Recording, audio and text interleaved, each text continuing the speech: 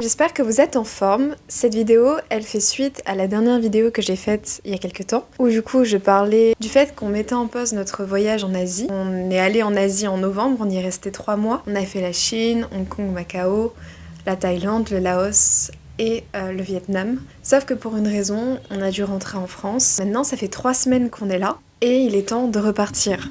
On a une année avec mon copain pour voyager. On comptait pas non plus abandonner pour la raison dont je parlais dans la dernière vidéo.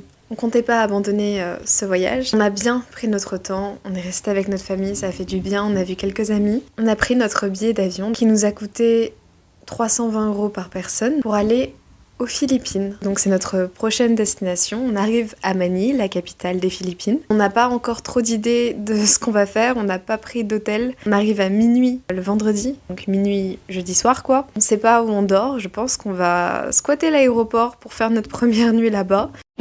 L'idée, c'est de me débarrasser des choses qui étaient inutiles dans mon sac quand je suis partie la première fois, notamment la poche d'eau qui ne servait strictement à rien. J'aimerais changer donc les habits. Je vais peut-être aussi rajouter quelques petits trucs, genre quelques ustensiles de maquillage parce que je sais que ça me manquait de pas pouvoir m'apprêter en voyage. Parce que j'avais juste pris un mascara et c'était clairement pas suffisant. J'ai envie d'être un peu plus on fire que juste avec du mascara. J'ai aussi acheté 2 livres pour me tenir compagnie pendant le voyage. Je vais peut-être vous les montrer. J'ai acheté 3 livres en vrai. Je sais pas du tout ce que ça vaut. Je suis pas une super grande lectrice, mais je lis quelques trucs de temps en temps. Je pense que je dois être à 5-6 livres par an. J'ai acheté Yona, princesse de l'aube, mais ça c'est pour lire maintenant. C'est un manga, c'est trop court pour l'emmener. Je vais le lire... Enfin, je l'ai déjà presque fini. Je fais exprès de mettre 1000 ans à lire un manga parce que ça se lit trop vite. J'ai un livre qui sort tous les 3 mois. J'ai acheté 2 livres que je compte emmener. À chaque fois, je me fie aux avis des libraires qui mettent des petits post-it sur les livres pour dire voilà, ce livre est incroyable. Ils disent que c'est bouleversant, que ça tient en haleine, etc. Et donc, je me base sur ça pour prendre les livres. J'ai pris ce livre. C'est un thriller, tu dors pas la nuit quoi après avoir lu ça. Et le deuxième, c'est Les Impatientes, et donc c'est un livre qui retrace des parcours de femmes. Dans quel pays? Le Cameroun. Je vais prendre ces 2 livres pour le voyage. Pour l'avion, j'ai téléchargé un animé qu'une pote m'a recommandé. Luna, comment il s'appelle? Tu m'as dit qu'il s'appelait comment? Blue Box.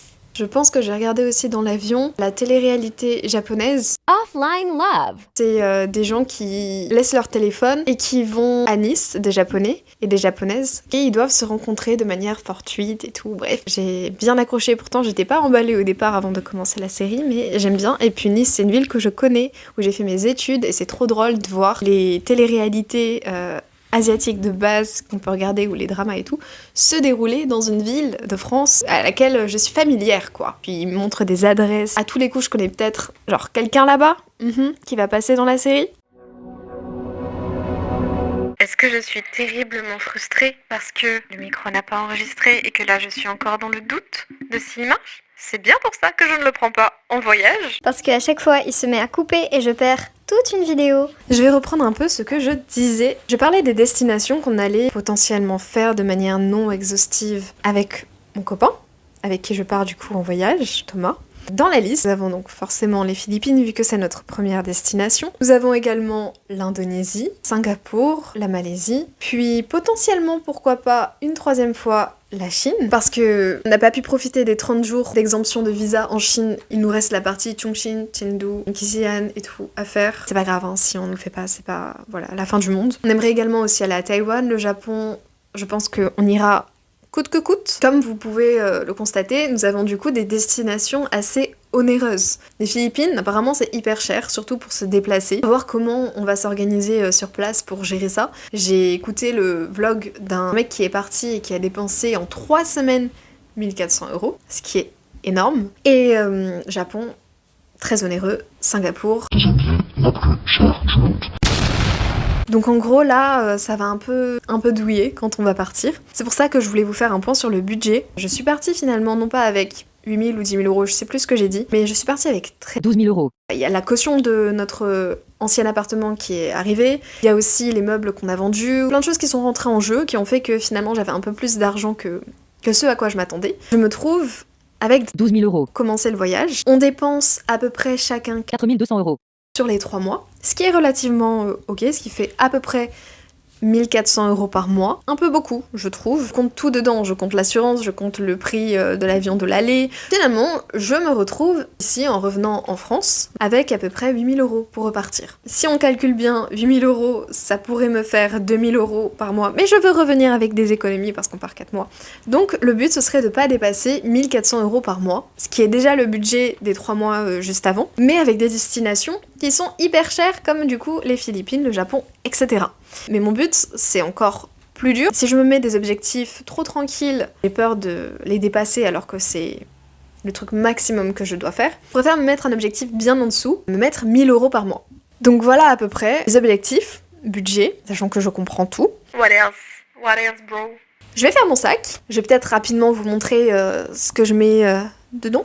Je pense qu'il sera vraiment similaire à ce que j'avais pris pour la première partie. Bon, j'ai pas la trousse de toilette, mais voilà à peu près ce que j'emmène. Nous avons le masque, serviette, pour les prises, sac qui s'est avéré plutôt utile, cadenas, les livres dont je parlais tout à l'heure avec un carnet pour écrire, tout ce qui est règles, 3 maillots, robes, tenue de sport, jeans, ici 2 jupes, ça c'est tous mes t-shirts, un pull et un jogging. Et je vais prendre aussi un peu de lessive qui me reste du voyage d'avant. On est à la veille du départ, j'ai plus qu'à mettre ce qui reste, ce qui est trousse de toilette et tout, dans le sac. Voilà tout ce que je prends. Vous voyez, j'ai fait ma réserve de rouge à lèvres. Et dedans, je vais mettre tout ça. Et ici, j'ai mis les liquides.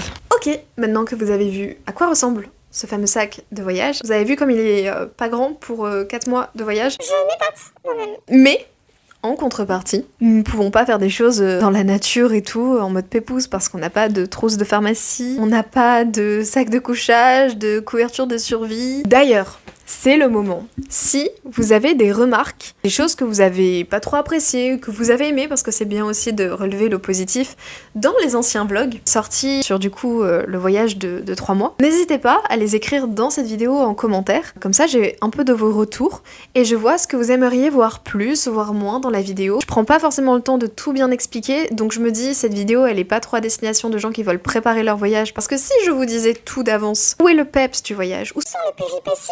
et du coup, je peux totalement comprendre que ça plaise pas à des gens et que vous y retrouviez pas du tout votre compte. Il y a tellement plein d'autres vidéos qui parlent d'une destination et qui expliquent les choses bien mieux que ce que je peux faire.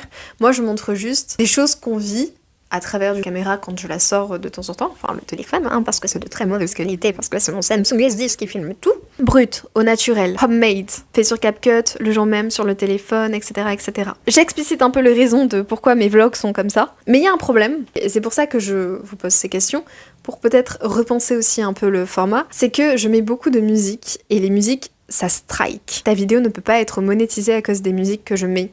Je mets des musiques de Lisa, de Rosé, des pays où je vais parce que je trouve ça cool de mettre en avant des musiques locales, des musiques thaïlandaises, des musiques laotiennes, tout en mettant par-ci par-là quand même les gros sons que j'apprécie sur le moment. Ces vidéos ne sont pas monétisées et si un jour il y en a une par miracle qui marche, De toute façon, notre chaîne, elle est pas monétisée parce qu'on n'a pas assez d'abonnés, pas assez de vues sur notre contenu. mais anyway, admettons qu'un jour ça arrive, j'aimerais bien à ce moment-là, potentiellement, qu'on ait un peu des revenus dessus. Je serai obligée de mettre des musiques libres de droit. Dites-moi si vous tenez vraiment à ces passages musicaux. Je serais un peu triste d'abandonner cette petite partie-là où je mets des sons que j'aime bien et tout.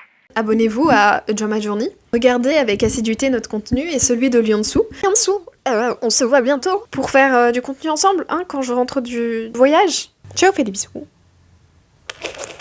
Ciao.